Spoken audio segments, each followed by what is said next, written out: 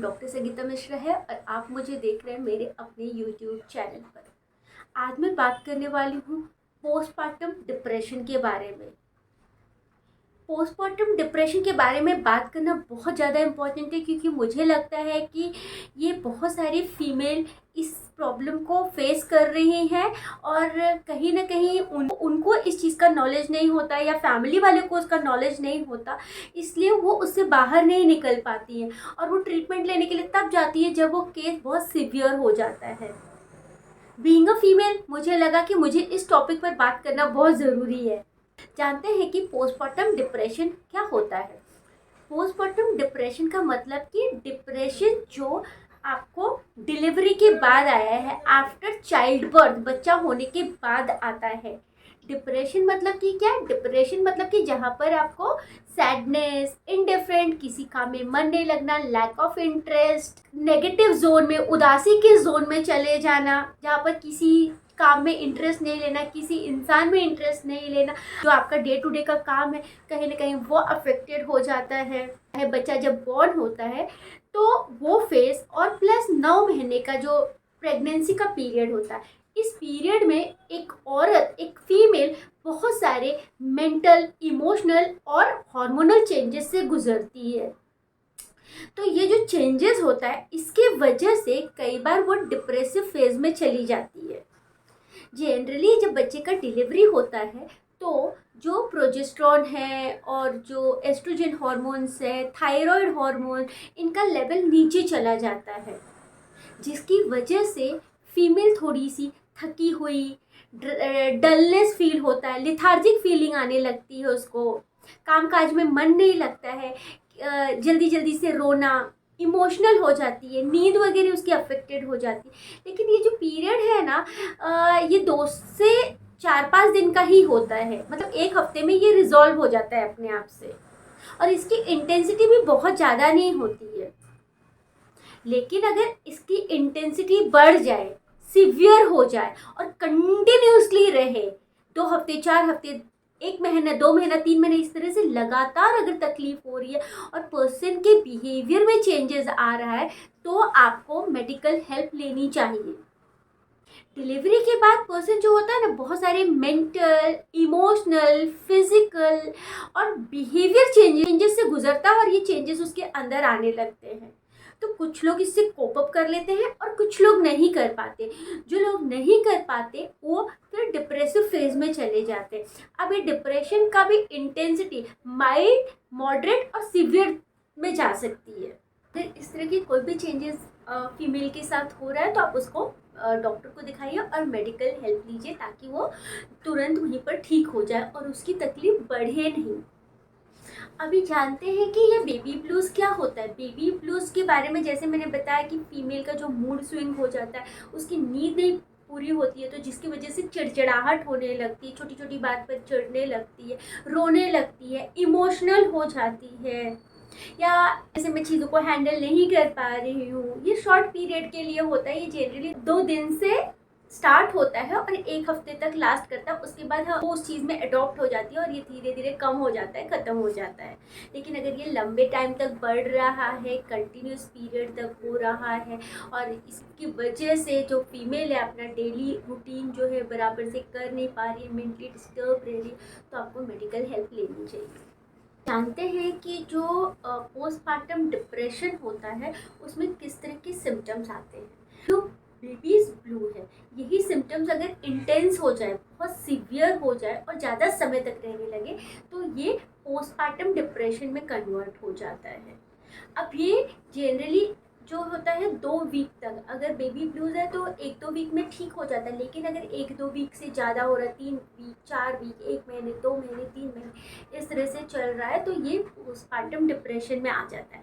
कई बार क्या होता है, ये प्रेगनेंसी के दौरान भी चालू हो जाता है, लेट प्रेगनेंसी में किसी किसी को चालू होता है और किसी किसी को आफ्टर बर्थ, मतलब तुरंत नहीं चालू होकर थोड़े टाइम के बाद भी, मतलब 5 महीने, 6 महीने के बाद भी चालू हो जाता है। तो इस तरह से अलग अलग पेशेंट में अलग अलग तरीके के डिप्रेशन के सिम्टम्स दिखाई देते हैं। और अलग अलग टाइम पर वो स्टार्ट होता है। जो पोस्टमार्टम डिप्रेशन में है, सबसे पहले क्या होता है, जैसे मैंने अपने पहले वीडियो में बात किया है डिप्रेशन के बारे में, मेंटल हेल्थ के बारे में बात किया है, डिप्रेशन को कैसे आइडेंटिफाई करते हैं, तो आप उसको भी गो थ्रू कर लीजिएगा। अभी इस पेशेंट में क्या होगा, वही सेम डिप्रेशन के सिम्टम्स आएंगे, उसको सैडनेस फील होने लगेगा, उसको किसी चीज़ में उसका मन नहीं लगेगा, इंटरेस्ट नहीं लगेगा, इनडिफरेंटनेस आ जाएगा। बच्चा है, बच्चे के प्रति कोई लगाव नहीं, कुछ अटैचमेंट नहीं, मतलब वो रो रहा है तो रो रहा है, उसको फीड करना है, उसको मतलब कुछ फील नहीं होता, उस बच्चे से अटैचमेंट फील नहीं होता है। फैमिली मेम्बर्स के साथ में वो डिस्कनेक्टेड होने लगती है, मतलब उनसे उनका बात करने का दिल नहीं होता है, इंटरैक्ट नहीं करती, चिड़चिड़ाहट दिखाती है, बार बार फ्रस्ट्रेटेड हो जाती है, गुस्सा करती है, छोटी छोटी बात पर रोने लगती है। मतलब कैसे होता है, एक आप रोते हो किसी वजह से रोते हो, और एक होता है रोना बिना किसी वजह का, बिना किसी बात का, बस पूरे टाइम आप रोते रहते हो और अपना जो सेल्फ वर्थ है कहीं ना कहीं उसको खोने लगते हो। हम जानेंगे कि ये किस वजह से होता है, लेकिन पहले हम सिम्टम्स पर कॉन्सेंट्रेट करते हैं। आपका मूड ठीक नहीं रहता, दुखी रहते हो, आपको अच्छा फील नहीं होता। जनरली जब एक फीमेल को बेबी बॉर्न होता है तो वो उसके लिए बहुत हैप्पी मोमेंट्स होता है, बहुत अच्छा टाइम होता है, उसको वो इन्जॉय करती है नॉर्मली। बट अगर वो पोस्टमार्टम डिप्रेशन में आ जाती है तो वो सैडनेस में कन्वर्ट हो जाता है, उसकी तकलीफ़ें और ज़्यादा बढ़ जाती हैं। अभी इसमें उसको अलग अलग, और दूसरी चीज़ उसका भूख कहीं ना कहीं डिस्टर्ब हो जाता है। खाना खाएगी या तो खाएगी ही नहीं, या तो भूख लगेगी ही नहीं, या तो भूख बहुत लगेगी। नींद डिस्टर्ब हो जाती है, क्योंकि प्रेगनेंसी के बाद उनकी साइकोलॉजी में भी काफ़ी कुछ चेंजेस आ जाता है, रूटीन में चेंजेस आ जाता है, तो वो कहीं ना कहीं उनकी नींद डिस्टर्ब हो जाती है, नींद बराबर से मिलती नहीं है, हर चीज़ों को बर्डन जैसा उनको लगने लगता है। छोटी छोटी चीज़ें जो है वो बहुत बड़ी रिस्पॉन्सिबिलिटी उनको फील करवाती रहती है। ईजी वे में चीज़ें नहीं हो पाती उनकी, हर चीज़ के लिए स्ट्रगल करना पड़ता है, और उसमें क्या होता है, एक डिसअपॉइंटमेंट, एक सैडनेस वाला फीलिंग होता है, लैक ऑफ इंटरेस्ट वाला फीलिंग होता है, सही तरीके से बात नहीं करना है, या चुपचाप से गुमसुम हो गए हैं, अपने आप में ही रहते हैं। तो इस तरह के बहुत सारे चेंजेस अलग अलग लोगों में अलग अलग तरीके से दिखाई देते हैं। कई बार क्या होता है कि हमको लगता है कि जो पोस्टमार्टम डिप्रेशन हो रहा है ना, वो बेबी ब्लूज की वजह से हो रहा है, लेकिन हमको ये ध्यान रखना है कि उसकी इंटेंसिटी कितनी हो रही है, कितने टाइम तक वो प्रोलॉन्ग कर रहा है।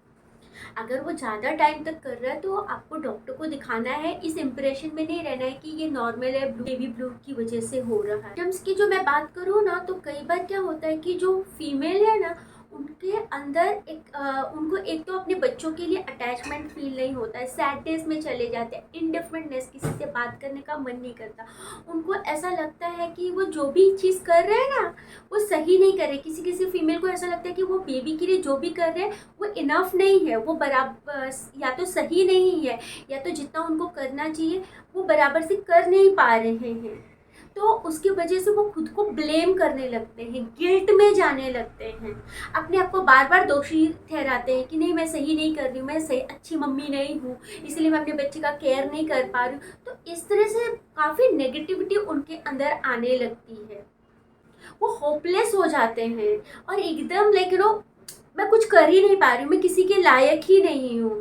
और दूसरी चीज़ ये भी होती है, during pregnancy, after delivery body के अंदर भी काफ़ी चेंजेस आने लगता है, तो अपने आप को उसमें देखना, कई बार वो एक्सेप्ट नहीं कर पाती कि मैं बहुत ख़राब दिख रही हूँ, मैं अगली लग रही हूँ, मेरा बॉडी का स्ट्रक्चर है जो वो ख़राब हो गया है, किसी किसी को पिगमेंटेशन वगैरह आ जाता है फेस पर, तो वो उन सब चीज़ों को भी एक्सेप्ट नहीं कर पाते हैं। कहीं ना कहीं उनका जो कॉन्फिडेंस है लो फील होने लगता है। और प्रेगनेंसी कई बार क्या होता है, अनवांटेड प्रेगनेंसी होती है, जहाँ पर वो मेंटली रेडी नहीं होते प्रेगनेंसी के लिए या कंसीव करने के लिए, तो उसमें क्या होता है, वो एक्सेप्टेंस नहीं आता है कि बेबी हो गया, मुझे उसका बराबर से ध्यान करना, वो एक्सेप्ट ही नहीं कर पाते, और उसकी वजह से उसके लिए इंडिफरेंटनेस आ जाता है। उनको लगता है मैं ख़राब दिखने लगी हूँ, मेरा बॉडी का स्ट्रक्चर ख़राब हो गया है, मैं डिसफिगर्ड हो गई हूँ। तो इस तरह से काफ़ी कुछ उनके दिमाग में चलते रहता है। मैंने अपना जॉब खो दिया है, तो जब मैंने जॉब खो दिया तो मैं कुछ नहीं कर पा रही हूँ, मैं हेल्पलेस हो गई हूँ, या बहुत सारे फाइनेंशियल बर्डन होते हैं, या उनका हस्बैंड वाइफ का रिलेशन जो ठीक नहीं हो उसकी वजह से लेकर वो कहीं ना कहीं एकदम डिप्रेसिव फेज में चली जाती है। किसी किसी पेशेंट में क्या होता है, सुसाइडल थॉट्स भी आने लगते हैं, और कई बार क्या होता है ये इतना ज़्यादा बढ़ जाता है ना कि उनको खुद का अवेयरनेस ही नहीं रहता है। जैसे ये आपको मारने पीटने लगेंगी, खुद को हार्म करेंगी, कई बार सुसाइड करने की बात करने लगती है, बहकी बहकी बातें करेंगी, मेरे साथ इमेजिनेशन में चली जाती हैं, अलग अलग स्टोरीज बनाने लगती हैं जिसका रियलिटी से कुछ लेना देना नहीं होता है। बट क्योंकि एक साइकोलॉजिकल डिसऑर्डर है जिसकी वजह से उनके अंदर चेंजेस आने लगता है। तो पोस्टमार्टम साइकोसिस क्या होता है? पोस्टमार्टम साइकोसिस एक रेयर कंडीशन होता है जहाँ पर मैंने आपको बताया कि जैसे फीमेल्स में जो रियलिटी में नहीं है उसके बारे में वो इमेजिन करने लगती हैं। जैसे कोई मुझे मारने आ रहा है, कोई मेरे पीछे पड़ा हुआ है, मेरे साथ कुछ हो रहा है, कोई मेरे साथ बैठा हुआ है जिसके साथ मैं बात कर रही हूँ, रियलिटी में ऐसा कुछ होता नहीं है बट उनको ऐसा लगता है। वो अपने होश में नहीं रहते कई बार और जाके सुसाइड कर देते हैं, और कई बार वो किस दूसरे इंसान को भी हार्म करने लगते हैं, उनको मारने की कोशिश करते हैं, अपने कपड़े तक निकाल देते हैं। मैंने ऐसे भी बहुत सारे लोगों को देखा है क्योंकि वो अपने सेंसेस में नहीं होते हैं और उनको रियलाइज नहीं होता कि वो क्या कर रहे हैं। तो इसमें आपको बहुत सपोर्टिव और एक कहीं ना कहीं एक मेच्योरिटी वाला बिहेवियर अडॉप्ट करना है सो दैट आप इन सब केसेस को हैंडल कर